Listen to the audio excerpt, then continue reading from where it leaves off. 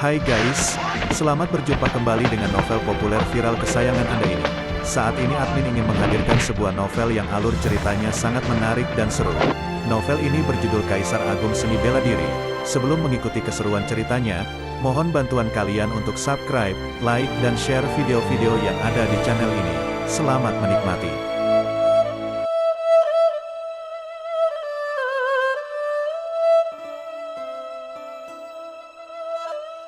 Kaisar Agung Seni Bela Diri, Bab 270, Lan Zifeng, Ketua Luo, di Puncak Murawa, termasuk murid-murid Sekte Murawa dan para tamu dari semua pihak yang datang untuk berpartisipasi dalam konferensi alkimia, semuanya tertarik oleh teriakan ini. Meskipun konferensi alkimia 100 tahun yang diadakan oleh Sekte Murawa juga akan menarik banyak kultivator seni bela diri dan orang-orang dari berbagai kekuatan untuk berpartisipasi, jarang ada kepala sekte dan pemimpin yang hadir sendiri untuk berpartisipasi. Meskipun perlu membeli beberapa harta pil, dia tetap akan mengirim murid-muridnya ke sini. Paling banyak adalah orang yang berada di level tetua pelindung.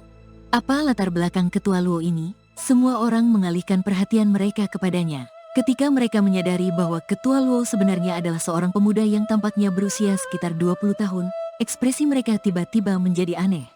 Dalam dunia seni bela diri, ada juga teknik kultivasi yang memiliki keterampilan untuk menjaga awet muda.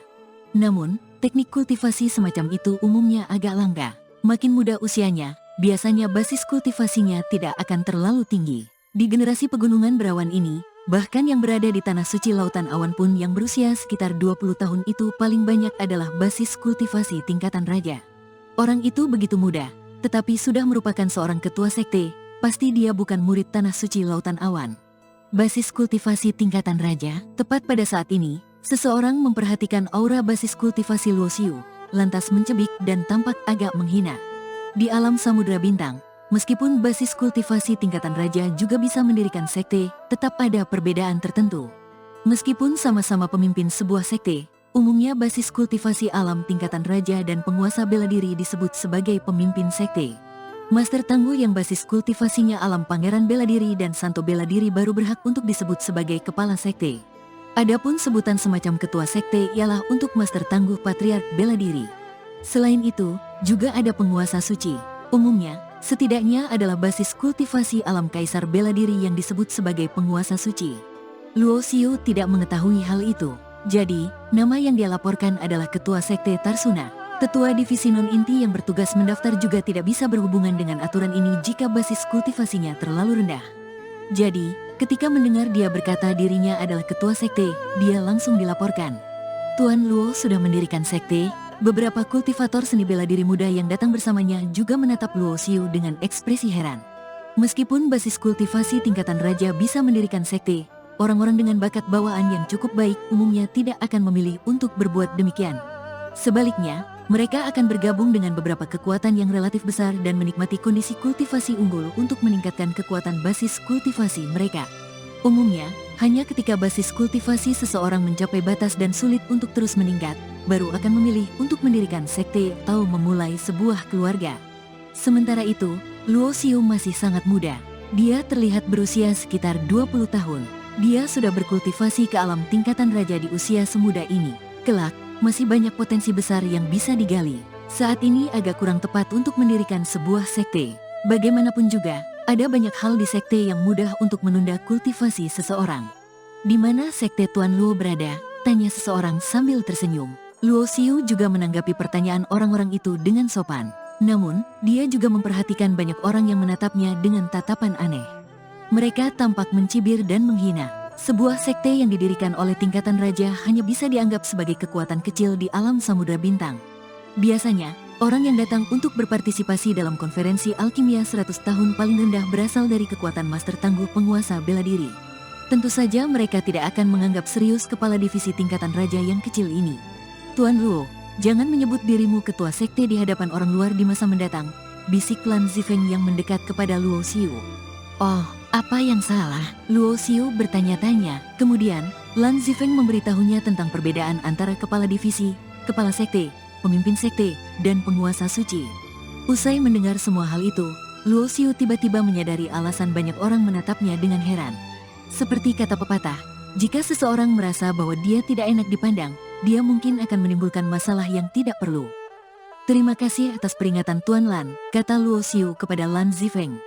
Dia benar-benar tidak tahu mengenai aturan ini. Tuan Luo terlalu sungkan. Kita pertama kali bertemu, tapi sudah seperti teman lama. Kenapa kamu memedulikan beberapa hal sepele ini? Lan Zifeng pun tersenyum sambil melanjutkan ucapannya.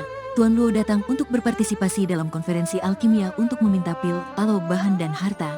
Aku membutuhkan batu kemurnian, jawab Luo Xiu secara langsung. Tidak ada yang perlu disembunyikan dalam hal semacam ini. Apalagi, dia menyadari bahwa Lan Zifeng sepertinya tahu banyak hal. Mungkin dia bisa memberikan beberapa informasi tentang batu kemurnian. Batu kemurnian, sepertinya, itu adalah bahan yang digunakan untuk mengatur formasi pelindung agung, kan? Tepat sekali, Luo Xiu tersenyum samar. Apakah Tuan Lan tahu di mana bisa mendapatkan batu kemurnian? Kenyataannya, selain digunakan untuk mengatur formasi pelindung agung level ke-7, batu kemurnian juga bisa digunakan untuk menempa senjata perang peringkat bumi dan peringkat menengah. Senjata perang peringkat bumi dan peringkat menengah yang bercampur dengan batu kemurnian akan lebih kuat dan tidak mudah rusak. Hehe, Tuan Luo bertanya pada orang yang tepat. Aku tahu seseorang yang memiliki batu kemurnian, kata Lan Zifeng sambil tertawa. Siapa? Lan Zifeng menggelengkan kepalanya. Aku enggak kenal orang itu, tapi beberapa hari yang lalu, aku mendengar bahwa seseorang menemukan batu kemurnian di pegunungan Berawan, kemudian terjadi perkelahian. Akhirnya, batu kemurnian jatuh ke tangan seorang penguasa bela diri. Aku pikir orang itu semestinya akan muncul pada konferensi alkimia kali ini. Begitu mendengarnya, Luo Xiu menganggukkan kepalanya. Berhubung baru-baru ini muncul di pegunungan Berawan, orang yang mendapat batu kemurnian semestinya tidak akan melewatkan konferensi alkimia yang diadakan 100 tahun sekali. Dia hanya bisa berharap pihak lain tidak akan menggunakan batu kemurnian. Lebih bagus jika mengeluarkannya untuk dijual di konferensi alkimia. Saat ini, suasana di tengah gunung sangat ramai dan padat. Meskipun konferensi alkimia belum dimulai secara resmi, banyak kultivator seni bela diri yang datang ke sini lebih awal. Mereka sudah mulai mendirikan kios. Namun, mereka yang keluar untuk berdagang saat ini adalah kultivator seni bela diri tingkat rendah, juga tidak akan ada harta yang bagus. Tiba-tiba, Luo Xiu merasakan sesuatu. Dia berbalik, lantas memandang ke tangga gerbang Gunung Sekte Matahari Hitam. Kebetulan dia melihat sekumpulan orang lembah bintang putih. Tak disangka, mereka juga datang ke Sekte Murawa ini. Orang-orang ini ingin tahu tentang segala hal di dunia luar saat mereka keluar dari negara bagian tanah langit untuk pertama kalinya. Mereka mungkin juga mendengar bahwa Sekte Murawa hanya mengadakan konferensi alkimia sekali dalam 100 tahun di sini. Jadi, mereka datang untuk belajar lebih banyak. Namun, penampilan Yan Siruo benar-benar sangat menarik. Meskipun dia belajar menjadi pintar dan memakai lapisan cadar di wajahnya, temperamennya yang kalem itu tetap membuat orang berbinar-binar dan pasti menarik perhatian banyak orang kemanapun dia pergi. Luo Xiu mengerutkan alis dan diam-diam berkata bahwa jangan-jangan otak Bui Huilian si wanita tua itu bermasalah. Bertepatan dengan konferensi alkimia, orang baik dan orang jahat bercampur aduk. Jika membawa Yan Siruo ke tempat seperti ini, akan mudah menimbulkan masalah. Gadis itu terlihat asing, entah murid sekte mana yang berada di pegunungan Berawan ini. Terdengar suara yang tidak serius. Luo Xiu segera mendapati bahwa itu adalah seorang pemuda berjubah putih dengan wajah tampan dan terlihat menawan. Tangannya menggerakkan kipas lipat. Basis kultivasinya level keempat dari alam tingkatan raja. Terlihat jelas bahwa dia merupakan pemuda yang terlahir dari keluarga yang berkekuatan besar. Pandangan orang itu menatap Yan Siruo dengan penuh minat. Sementara itu, sekelompok orang dari lembah bintang putih yang berada di sampingnya langsung diabaikan oleh pemuda berjubah putih itu. Pemuda berjubah putih itu pun tidak sendirian. Di belakangnya, ada beberapa orang, semuanya adalah kultivator alam tingkatan raja. Basis kultivasi dua orang di antara mereka paling tinggi, sudah mencapai level ke-7 tingkatan raja. Yan Siruo mengerutkan alisnya setelah melihat pemuda berjubah putih itu mendekatinya. Namun, tepat pada saat ini, dia melihat Luo Xiu. Sepasang matanya yang cerah tampak sedikit berbinar-binar.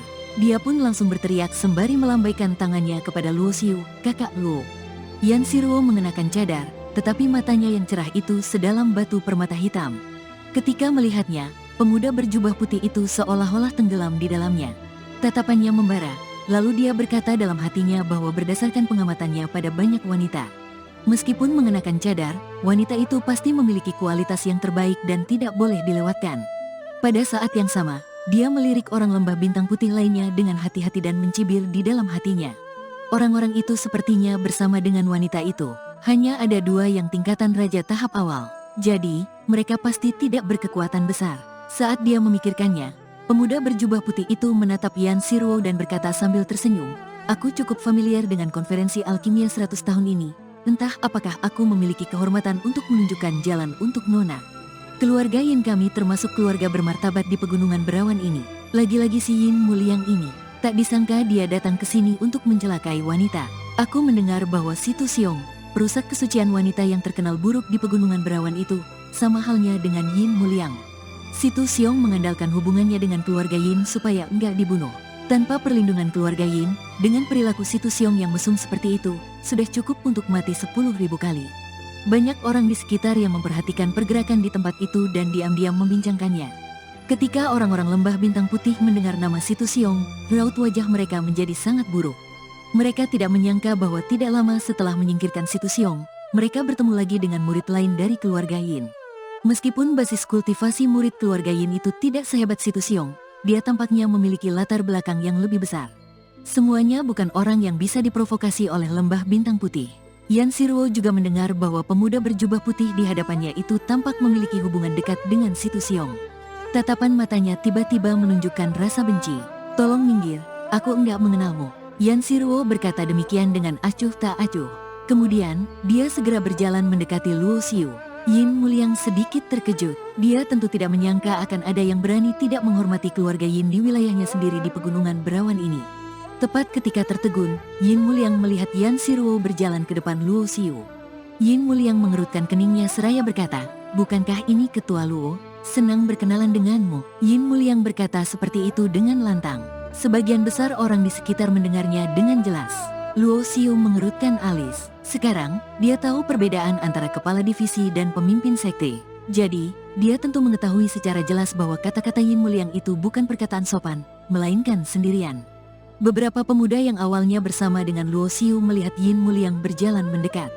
Mereka semua menunjukkan ekspresi ketakutan, kemudian menyingkir. Tampak jelas bahwa mereka tidak ingin memprovokasi keluarga Yin hanya karena seseorang yang baru mereka kenal. Luo Xiu tidak terlalu memikirkan tindakan orang-orang itu. Namun, yang mengejutkan adalah Lan Zifeng masih berdiri di sisinya tanpa ada pergerakan sama sekali. "Aku berstatus rendah, tetapi merasa seolah-olah sudah lama kenal dengan Tuan Luo. Bagaimana aku bisa menyelamatkan diri dan mengabaikanmu?" Lan Zifeng tersenyum sambil berkata, "Selain itu, aku juga memiliki sedikit dendam pribadi dengan Yin Muliang ini." "Lan Zifeng, kamu hanya seorang kultivator independen biasa. Waktu itu, kamu sudah merusak urusanku dan beruntung bisa lolos. Kali ini, kamu masih berani memprovokasiku?" Yin Muliang yang mendengar kata-kata Lan Zifeng pun mencibir. "Kamu lihat saja aku berani atau enggak." Lan Zifeng pun tertawa mengejek. Tak disangka, dia langsung bertindak di tempat. Sosoknya langsung berkelebat. Dia mengangkat tangannya dan meninju wajah Yin Muliang. Pukulan Lan Zifeng itu tampak biasa saja, tetapi seperti senjata perang karena sangat ganas dan membawa aura menakutkan yang tak terbendung. "Kultivator seni bela diri pemurnian tubuh," seru Luo Xiu dengan sedikit menyipit. Dia melihat alam tubuh fisik Lan Zifeng sudah mencapai tahap lanjutan dari tubuh perang tingkat akhir. Dengan hanya kekuatan tubuh fisiknya, dia sebanding dengan level ke-7 tingkatan raja. Basis kultivasi Yin Muliang berada di level ke-5 tingkatan raja. Namun, dia tidak sempat bereaksi ketika menghadapi serangan kultivator seni bela diri pemurnian tubuh dari jarak dekat. Bang! Beberapa giginya yang berlumuran darah rontok, disertai dengan seteguk darah yang memurkret. Sorot mata Yin Muliang menjadi muram. Lalu, dia menyemburkan darah dan terbang secara terbalik seperti ikan mati. Kemudian, dirinya jatuh ke tanah dengan suara yang keras. Lan Zifeng biasanya terlihat tersenyum lembut, tetapi ketika menggerakkan tangannya, justru sangat kejam dan tegas. Satu pukulannya langsung membuat Yin Muliang pingsan. Bagi Lan Zifeng, meninju Yin Muliang itu seolah-olah sudah melakukan sesuatu yang tidak penting. Ketika mendengar orang-orang di sekitarnya berbicara, Luo Xiu baru menyadari bahwa Lan Zifeng juga seorang kultivator independen yang terkenal di daerah pegunungan berawan ini. Pernah suatu ketika, Yin Muliang menangkap seorang wanita dengan niat menodainya. Kebetulan aksinya dilihat oleh Lan Zifeng sehingga dia pun menyelamatkan wanita itu. Yin Muliang bukanlah tandingan Lan Zifeng, jadi dia memanggil Situ Xiong. Situ Xiong adalah seorang master tangguh penguasa bela diri, sedangkan Lan Zifeng bukan tandingannya. Meskipun sedikit terluka, Lan Zifeng tetap bisa meloloskan diri. "Beraninya kamu menyakiti tuan mudaku, cari mati." Setelah itu, para kultivator seni bela diri keluarga Yin yang dibawa oleh Yin Muliang baru kembali tersadar. Mereka bergegas maju satu demi satu sambil menghardik, Suara pedang terhunus pun terdengar terus-menerus. Lan Zifeng mendengkus dingin. Senjata perang yang memerah bagaikan api diambil dari cincin penyimpanannya. Di sisi keluarga Yin, ada 2 orang level ke-7 tingkatan raja yang memimpin tim. Totalnya ada 8 tingkatan raja yang mengepung bersama-sama. Namun, Lan Zifeng tetap tidak takut. Dia berdiri dengan senjata di tangan dan aura membunuh yang menguar. Hanya terlihat aura membunuh menyebar di sekujur tubuhnya. Aura membunuh yang berwarna merah darah itu tampak nyata. Senjata perangnya menyapu dan badai pembunuhan yang berwarna merah darah menggulung seluruh langit. Orang sombong matilah, salah satu level ke-7 tingkatan raja keluarga Yin berteriak dengan marah. Pedang pertempuran di tangannya membawa nyala api yang berkobar dan menebas Lan Zifeng. Level ke-7 tingkatan raja lainnya juga menyerang pada saat yang sama. Dengan serangan telapak tangan, vital sejatinya berubah menjadi sangkar dan menutup area di sekitar Lan Zifeng sehingga mustahil baginya untuk menghindar. Luo Xiu tidak membantu karena dia merasa Lan Zifeng bukanlah orang biasa. Bayangkan saja, seorang kultivator independen tanpa latar belakang apapun bisa bertahan di daerah campuran pegunungan berawan. Dia pasti sudah berjuang dalam waktu yang lama dan memiliki pengalaman tempur yang sangat berlimpah. Dia berani menyerang Yin Muliang, jadi pasti tidak takut para raja bela diri itu bekerja sama untuk menyerangnya.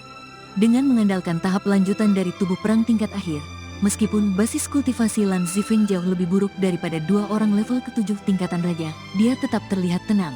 Senjata perangnya yang berwarna merah darah seperti api pun terbuka dan tertutup di tangannya. Serangannya sangat sengit. Seketika, terdengar suara tembakan. Vital sejatinya terkoyak oleh tembakannya. Kemudian, sosoknya memelesat dan tombaknya yang bagai naga, itu menusuk petarung level ke-7 tingkatan raja yang menebas dengan pedang. Celing, senjata pedang berhantaman. Api pun memercik kemana-mana. Kekuatan besar tahap lanjutan tubuh perang tingkat akhir sangat luar biasa. Raut wajah kultivator seni bela diri keluarga Yin yang level ke-7 tingkatan raja pun berubah. Lalu dia mundur 3 langkah. Lan Zifeng juga mundur selangkah, lalu menyapukan senjata perang lagi untuk memaksa petarung level ke-7 tingkatan raja lainnya mundur. Adapun raja bela diri lainnya dengan basis kultivasi yang lebih lemah ditembak satu persatu olehnya. Lalu semuanya terbang keluar tanpa adanya musuh. Mata Luo Xiu sedikit menyipit. Dia bisa melihat bahwa Lan Zifeng sedang berkultivasi teknik pembunuhan, apalagi pemahamannya tentang teknik pembunuhan bahkan lebih tinggi darinya. Meskipun Luo Xiu adalah orang pertama yang memahami teknik pembunuhan, fokus utamanya tetaplah 2 kutub hidup dan mati.